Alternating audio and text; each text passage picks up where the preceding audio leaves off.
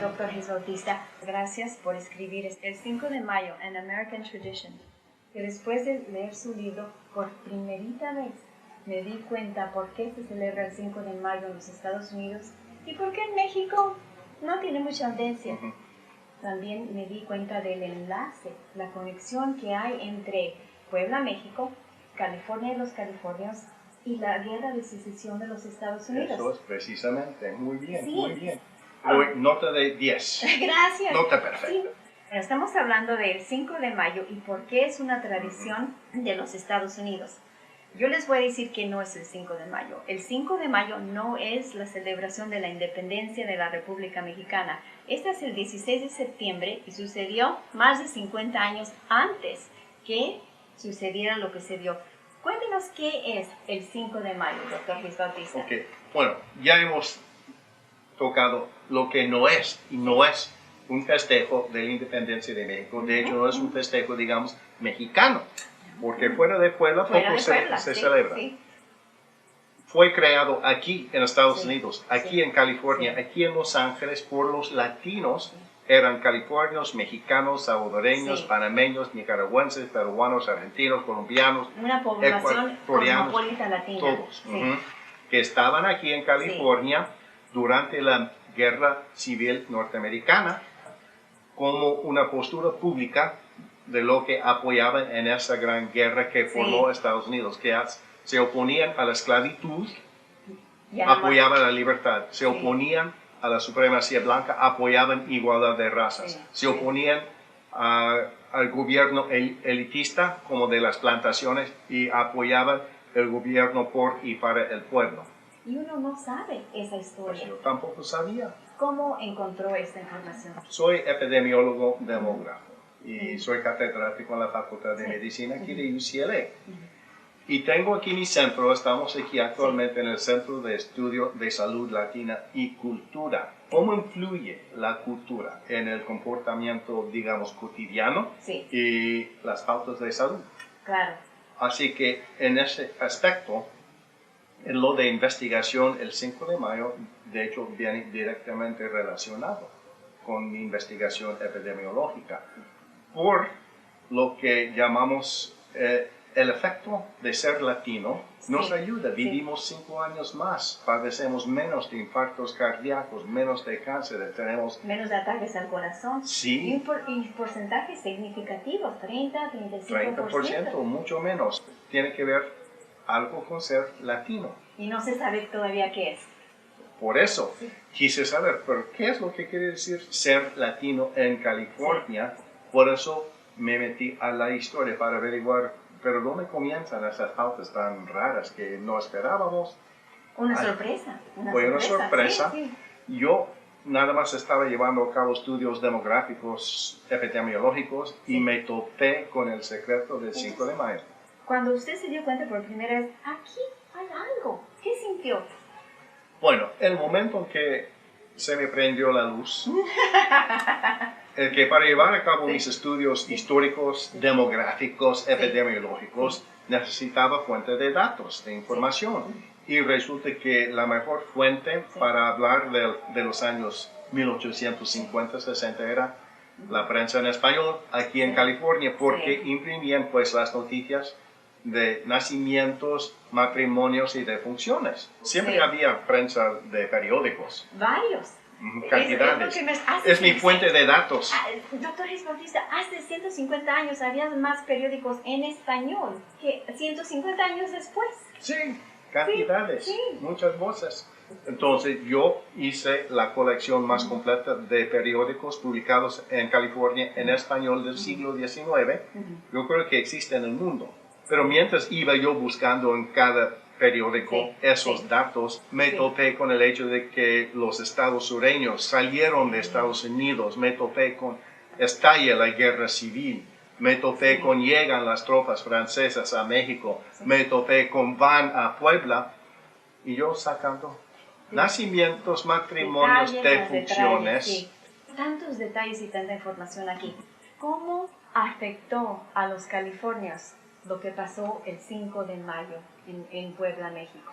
Bueno, al estallar la guerra civil norteamericana, los estados esclavistas buscaban o aliados o algún gobierno que les reconociera. Los franceses.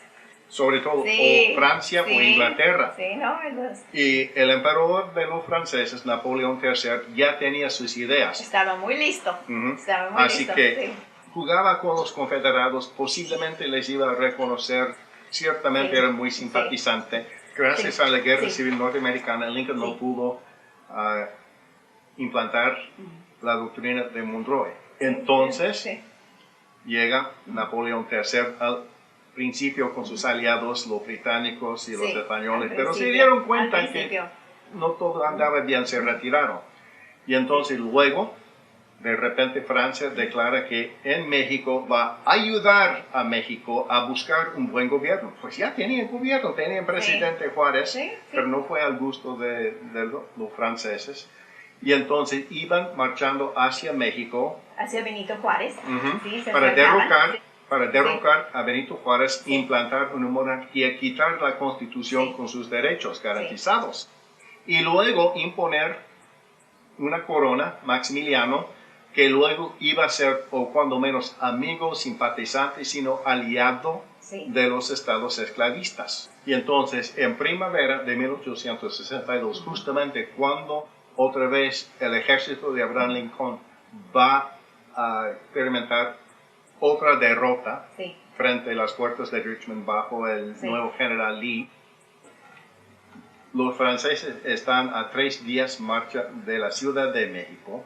El general francés Lorenzé le escribe a Napoleón: ya soy dueño de todo México, ya 3 días y ya estamos. Se adelantó. Ujú. Pensaban que pasar por Puebla le iban a tirar flores y fueron rotundamente rechazados, vencidos en una corta serie de batallas el día 5 de mayo. Tuvieron que regresar a Orizaba y a Veracruz. Gracias a eso, entonces no hubo un amigo o aliado o simpatizante de los esclavistas mientras iban en su apogeo de victorias. Sí. Yo estuve en Gettysburg y ya hemos comenzado una conferencia de historiadores militares que ahora se están dando cuenta, si no fuera para la batalla de Puebla, en México a lo mejor no existiría Estados Unidos hoy. Esa victoria le dio a Lincoln otro año para por fin encontrar un general que pudiera ganarle una batalla a los esclavistas. Y eso es, mire, ahí está el detalle. Si esta guerra, si ganan los sureños, si ganan los confederados, nosotros no somos blancos, somos mestizos, vamos a Propiedad. vamos a perder nuestra libertad. Van a ser propiedad. ¿Se imagina? Ujú. Entonces, veo el significado de la batalla de Puebla, porque ahí se venció contra la monarquía, contra la esclavitud. Dijeron, si se puede ya, vamos a hacer. Estaban Sí se defendiendo puede. sus propios derechos. Ujú. Por eso Contra brotaron esta- espontáneamente los primeros festejos el sí. mismo día que llegaron las noticias aquí en California. Noticias importantes, importantísimas. Retirada de los franceses. ¡Viva México! ¡Viva la independencia! Celebrando el 5 de mayo. Cuando los californianos reciben esto, ¿qué hacen ellos para apoyar la democracia y la libertad? Bueno, al llegar las noticias, las tropas del norte ya comenzaban a experimentar otra serie de derrotas, ya conocidas como las batallas de 7 días. Pero les electrificó a los latinos que formaron grupos que se llamaban Juntas Patrióticas Mexicanas, que hubo celebraciones espontáneas por todo el estado, tantos que el redactor de los periódicos en español no podían comentar de todas, pero sí se imprimió una carta de un pueblo minero que se llama todavía Colombia, describiendo mucho detalle sus festejos, festejando nuestro triunfo, aquí latinos, nuestro triunfo sobre los franceses. Se sentían mexicanos. Sí, los californios eran mexicanos al principio. Su identidad regional, como los jarochos de Veracruz, los tapatíos de Guadalajara, pues eran californios, de California. de repente, de un día a otro, Sí, de ese día en febrero. ajá, de repente son parte de Estados Unidos. Doctor Jesús Bautista, ¿cómo?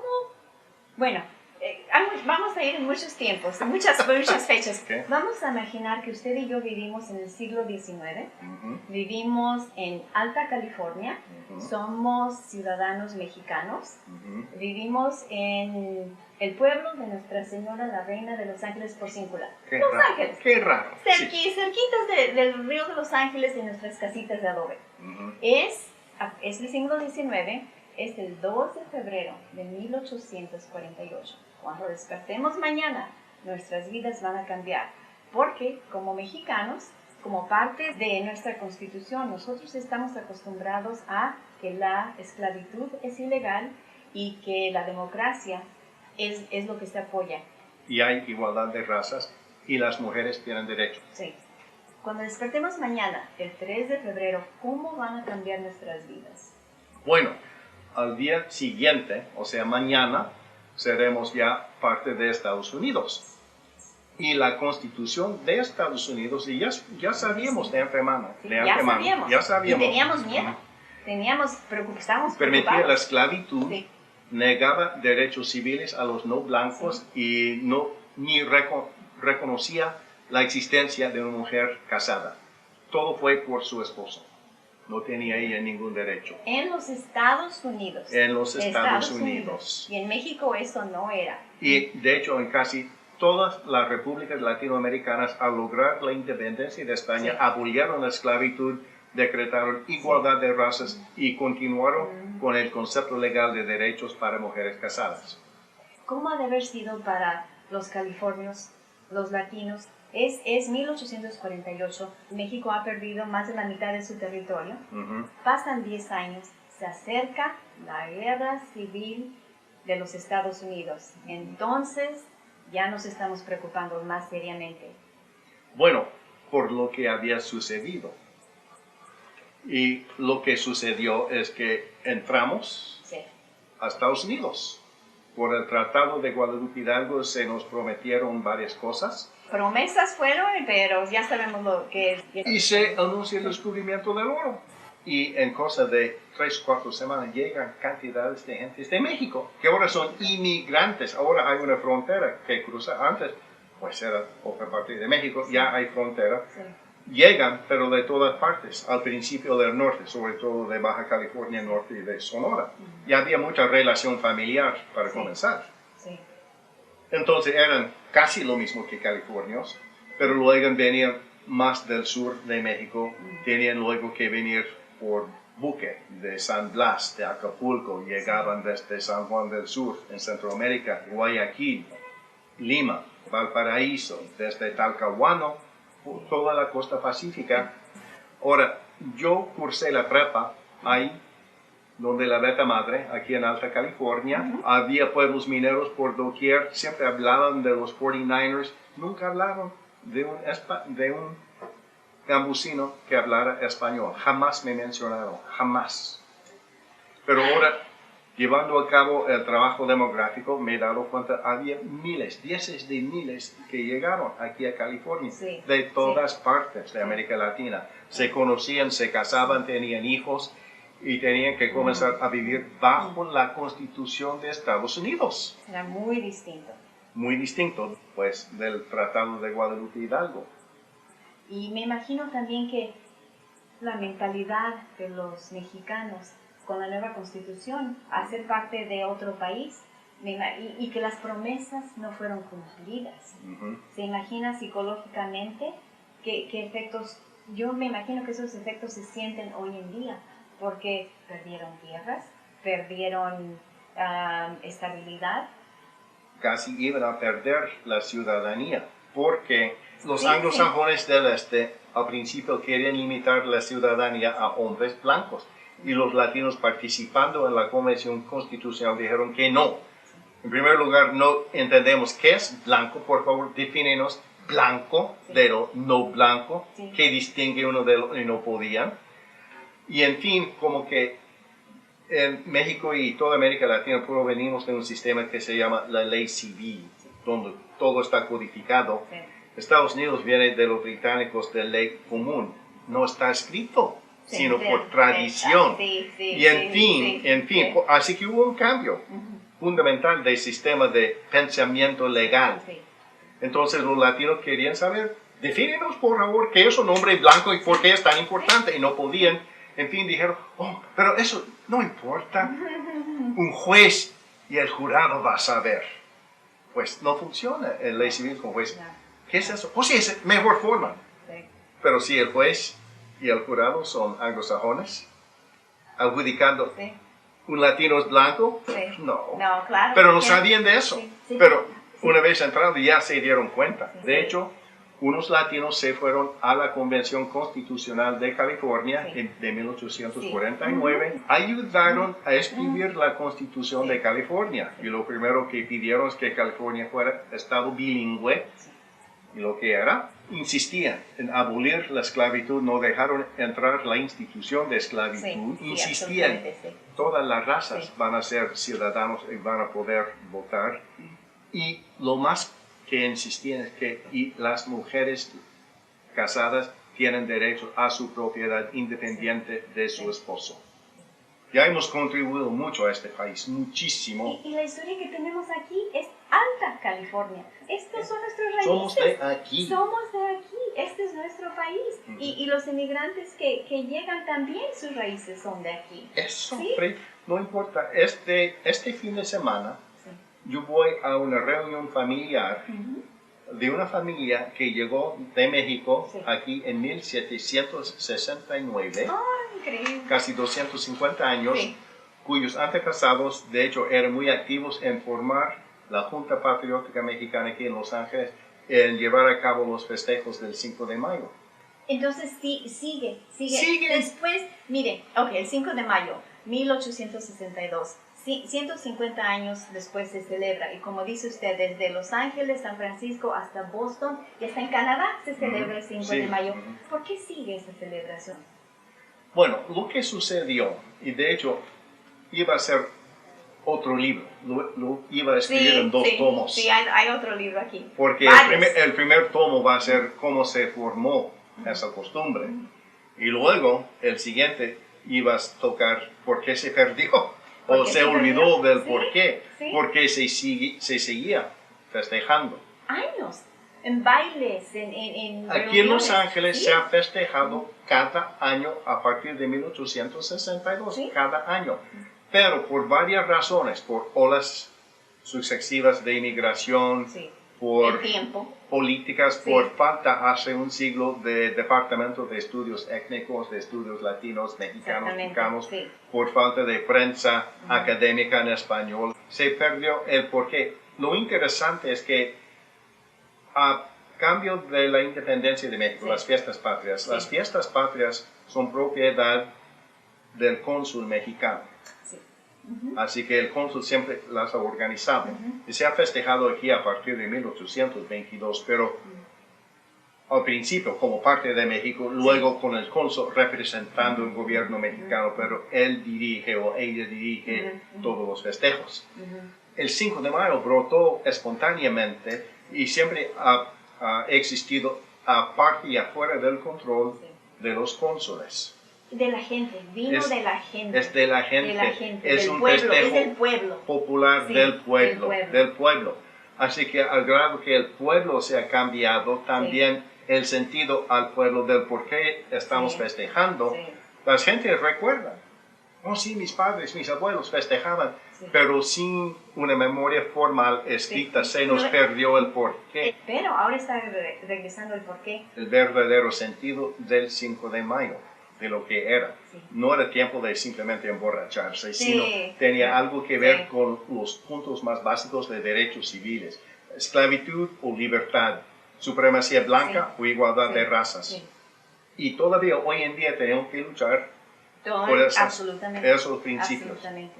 Los latinos aquí en California, sean o californios o inmigrantes o luego latinos de Estados Unidos, los de la segunda generación, pero son latinos de Estados Unidos, estaban bien enterados de los derechos y la batalla contra la esclavitud y contra la supremacía blanca. Sí. Vamos a otra vez con el tiempo. Entonces, el general Ignacio Zaragoza derrota las tropas francesas enviadas por Luis Napoleón III. Hay una gran celebración. Formaron después, para honrarle a Zaragoza, decidieron hacerle una espada de honor. Entonces, espontáneamente llegaban a los redactores de los periódicos en español contribuciones para hacerle una espada de honor. Recaudaron por fin como $1,500. Y esto es el público, doctor Jesús Bautista. Es la gente. La gente diciendo, tenemos que honrar al general Zaragoza. Háblenos de espada, porque suena como que es algo bello. Un trocito de oro, un águila azteca. ¿Qué más y un oso de California. Un oso de la bandera de California, lo que nos representa. O sea, era simbolismo de México y de California, Sí, de los latinos aquí en de California. Entonces se manda a hacer, se expone a exhibición en la vitrina de una joyería en San Francisco. La van a mandar a Zaragoza, llega la noticia que Zaragoza ha muerto. Entonces, ¿qué hacer con la espada? Entonces deciden, bueno, la vamos a mandar a Juárez. Juárez va a saber qué hacer con esa espada. Entonces la compañía de transporte, de hecho gratis, se la lleva hasta Acapulco. Entonces ahí el general mexicano le da una escolta de soldados de a caballo hasta México. Llega a México más o menos enero de 1863 y el presidente Juárez le escribe una carta de agradecimiento y le da la espada al presidente del Senado de la República para que hagan una resolución. Y lo que deciden hacer es poner la espada de honor de los latinos de California al lado de la espada de Iturbide. Increíble. Ahí en la Cámara del Senado de la República. Pero hoy en día ha desaparecido. Yo tengo una teoría de quizás en un subterráneo, en París, en el Louvre. ¿Qué piensa usted? Porque si alguien sabe, regrésela a México. Cuando menos, en el peor de los casos, porque unos meses después regresan los franceses. Ya sabes, toman Puebla, ocupan a México. Entonces pensamos que a lo mejor, en el peor de los casos, un soldado francés se lleva la espada a Francia. Ok, 1871 los alemanes invaden a Francia y un soldado alemán se lleva la espada a Alemania. Y después de la Segunda Guerra Mundial, los soldados rusos ocupan a Alemania, un soldado ruso se la lleva a Rusia, tal vez en el peor de los casos anda en Siberia, quién sabe. Siberia, no sabemos. O en el mejor de los casos, alguien de repente se la salvó sin saber su valor, ahí está al escondite ahí en México. Eso es lo que espero. Yo tengo esperanzas. Esperemos que sí regrese y luego celebramos. Si la podamos encontrar, me gustaría darle una vuelta de visita para tocar en cada pueblo donde los latinos donaron su dinero para esa misma espada. Mire qué acto simbólico tan más increíble. Sería lo que hacían estas juntas patrióticas, hoy en día no existe. Doctor Jesús Bautista, ¿por qué no hay esa unión entre latinos para apoyar a latinos aquí o en México? Por eso digo, lo hicimos una vez. Sí, ¿y cómo lo podemos hacer otra vez? La educación, la reforma migratoria, los Dreamers, los DACA, los niños migrantes, sueldo justo, vivienda, acceso a educación. Yo, por mi parte, investigamos la escasez de médicos latinos, de enfermeras latinas, de odontólogos. O sea, todavía hay que seguir luchando. Y háblanos un poquito de Francia, porque Francia llegó a México. Sí, llegó a México con la idea de expandir el imperio francés. Bueno, se quedaron frustrados el primer intento con la batalla de Puebla. Regresaron el año después. Y de hecho para Napoleón era un insulto que un ejército, y es muy bien racista, salvajes y bárbaros indios, así dijo, salvajes y bárbaros, le pudiera ganar al ejército más poderoso del mundo. Y le dijo a Juárez, voy a regresar y voy a pasar por Puebla como punto honor.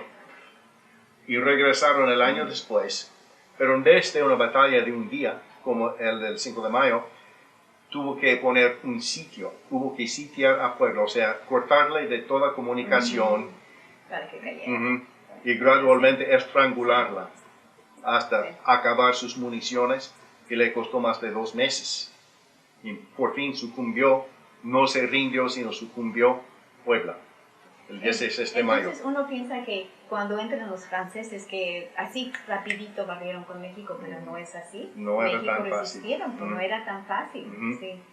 Y de hecho, entrando a México se huye Juárez, pero otra vez brota la resistencia popular, los chinacos, Sí, los chinacos, sí. con sus chinas poblanas. Y también hubo un ejército oficial bajo Juárez, pero fue la resistencia popular de los chinacos que más agredió a los franceses. Nunca sabían cuándo iba a llegar una tropa de chinacos. Increíble. Como de relámpago. Otra vez la gente, el pueblo. Como en Alta California es el pueblo que defiende los derechos más básicos. El pueblo.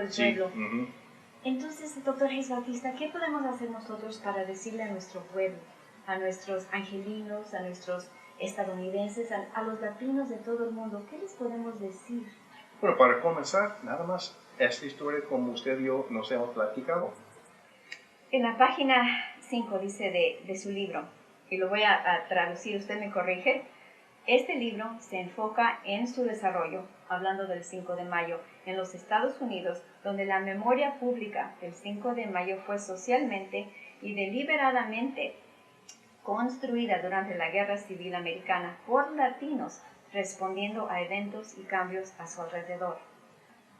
Precisamente, muy buena traducción. Hace 40 años, cuando era estudiante todavía en el Centro Médico en San Francisco, escribí un editorial sobre por qué festejamos el 5 de mayo, nadie sabía. Un círculo completo. Así que para mí era el simbolismo de David contra Goliat.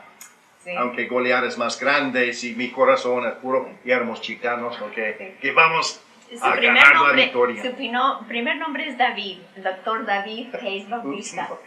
Sí. Pero por otra parte, en mi familia en México, me habían contado desde chico de que mi tatarabuelo peleó en la batalla de Puebla. Cuando chico, me dijeron cantidad de Zapata, qué sé yo. ¿Sí? No fue hasta escribir el libro que de caray, me dijeron, es cierto, fue cierto. De hecho, regresé al pueblo, a Tlautla, Estado de México, y ahí estaba mi tía Josefina, y le pregunté, ¿qué tía José? Cuéntame otra vez lo que me contaba cuando chico, todo el cuento de mi tatarabuelo, un bisabuelo, Bartolo Bautista. Y así empieza su libro contándonos que esto es muy personal. Pero es personal para mí también. Mis abuelos no pelearon en la batalla de Puebla, pero es personal. Sí. Es nuestra historia. Sí. Nuestra historia. Es la historia de todos. De todos. También, mire, quería comentar, usted le da las gracias a muchísimas personas que lo apoyaron, pero al final le da las gracias a su esposa. Quería el nombre de su esposa, porque si algo es latino, es ese nombre. Me dio una sonrisa tan grande. Ahí les va el nombre. Teodosia María de Jesús Menchaca de Hayes Bautista. Así se llama. Así se llama. Qué honor de incluir todos los nombres. Usted inspira de muchísimas otras formas. Bueno, de hecho, ella es Rodríguez Jiménez Menchaca Rioja de Hayes Méndez Barrera Valencia Bautista. ¡Fabuloso! Me perdí la cuenta. Llega el 5 de mayo. Veamos los anuncios, la reza, etc. ¿Qué podemos hacer para cambiar la celebración? No vamos a dar un discurso como daban, pero ¿qué podemos hacer? Bueno, de hecho, hay varias opciones dependiendo del año. A partir de 2012, que fue el 150 aniversario de la Batalla de Puebla, de hecho montamos un teatro en la Plaza de Cultura y Arte aquí en Los Ángeles, en el centro, enfrente de la placita, que conmemora la fundación del pueblo de Los Ángeles. Y supongo que en el futuro vamos a seguir dando, es un teatro, o sea, es música, baile, hemos recreado los primeros festejos del 5 de mayo con la música de la época, que no era mariachi, porque el mariachi no se había inventado en No, el mariachi no. El mariachi quizás ese es otro tema, pero... Ajá. Pero no, sí. no festejaban con mariachis, no se había inventado. ¿Cómo festejaban? Bueno, con el conjunto de la época, que era casi todo de cuerda. Arpas, violín, guitarra, guitarrón, vihuela. ¿Como veracruzano? Casi. Casi veracruzano. De hecho, hemos recreado esa música con un conjunto veracruzano, con pocos cambios y conociendo como Sí. ya conocemos la música de la época. Sabemos lo que cantaban, sabemos Sí. lo que tocaban, Sí. sabemos lo que bailaban, sabemos Recrearlo. cómo se vestían porque Sí. tenemos fotos de personas que contribuyen a lo del 5 de mayo. Así que en el teatro utilizan los bailes de aquella época, en el vestido de aquella época, Sí. con la música de aquella época, con trocitos de discursos de aquella época. Para mantener Ujú. la historia. A mí me encantaría. Por ejemplo, aquí en el Año Nuevo en Pasadena tienen el desfile de las rosas, en Santa Bárbara los veranos, los Old Spanish Days, y Sí. siempre hay tropas con caballos. A mí me gustaría que hubiera tropa vestido como la tropa de caballería de nativos de California, Sí. era tropa hispanoparlante de caballería de Estados Unidos, pero en su uniforme de la época, en su caballo de la época, con las dos banderas, la de México, la de Estados Unidos, adelante, y todos hablando y cantando en español e En inglés. inglés, como hacían entonces. Sí. A mí también me encantaría eso, recrear la historia, Ujú. asimilándola lo más que se pueda al pasado, a cómo fue, para que este mensaje no se... Y no se ha perdido. Yo pienso que este mensaje estaba esperándolo. Y lo encontró. Es un buen comienzo. Es un buen comienzo. Mil gracias.